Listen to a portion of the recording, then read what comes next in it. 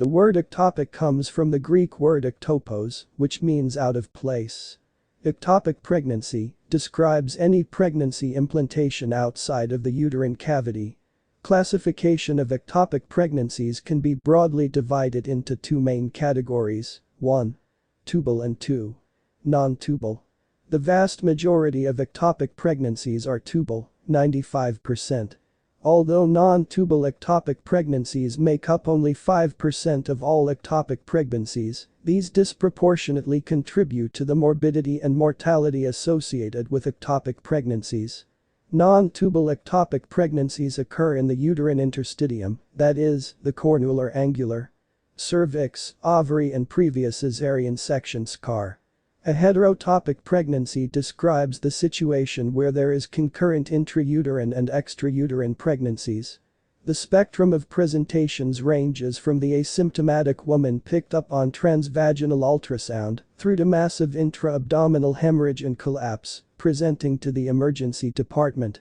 The classic clinical presentation for ectopic pregnancy is described as a triad of amenorrhea, followed by vaginal bleeding and pelvic pain. While the diagnosis of ectopic pregnancy is not traditionally based on transvaginal ultrasound alone, we would argue that the vast majority, 90.9% of women who present with an ectopic pregnancy can now be diagnosed reliably using transvaginal scan as a single stand-alone test. Ultrasound diagnosis of an ectopic pregnancy should be based on the positive identification of an adnexal mass rather than the absence of a gestational sac in the uterine cavity. The report that reads empty uterus, ectopic pregnancy cannot be excluded should be a thing of the past. In fact, with experience, between 87 to 99% of tubal ectopic pregnancies can and should be visualized on transvaginal scan prior to treatment. Importantly, almost 75% of all ectopics will be identified on the initial transvaginal scan, and the remainder will be classified as a pregnancy of unknown location. Woman has a positive pregnancy test and no intra- or extrauterine pregnancy or retained products of conception is visualized using transvaginal scan. The pregnancy should be categorized as a pregnancy of unknown location. This is a descriptive term. The normal fallopian tubes are not routine. Ridges that distend the tubes can be clearly visualized. The corpus luteum, seen as a ring of fire on color Doppler, will be on the ipsilateral side in 70 to 85% of cases of tubal ectopic pregnancies, and when present is a useful marker. Approximately 60% are seen as an inhomogeneous mass or blob sign adjacent to the ovary and moving separately to it.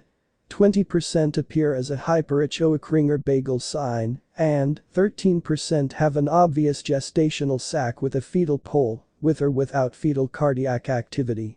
The pouch of Douglas should be inspected for the presence of fluid. Anechoic fluid is common and is most often physiological. If fluid in the pouch of Douglas has a ground glass appearance, this suggests hemorrhage. The presence of hemiperitoneum in association with a tubal ectopic pregnancy does not necessarily indicate rupture of the tube. End is common in tubal ectopic pregnancies. Inspection of Morrison's pouch. If a woman has blood in the pod, then a complementary transabdominal scan should be done to inspect Morrison's pouch. This is the space between Glisson's capsule of the liver and Girota's fascia of the kidney. We believe that this is the only time the abdominal probe is necessary. Presence of blood indicates significant intra-abdominal hemorrhage. In fact, if Morrison's pouch is positive for blood, this equates to a minimum of 670 ml of blood in the intraperitoneal cavity when the transabdominal scan is performed in the supine position. Beautiful ways of diagnosing a tubal ectopic pregnancy. Thanks for watching. God bless you. Dedicated to God Almighty. Subscribe for more. Subscribe.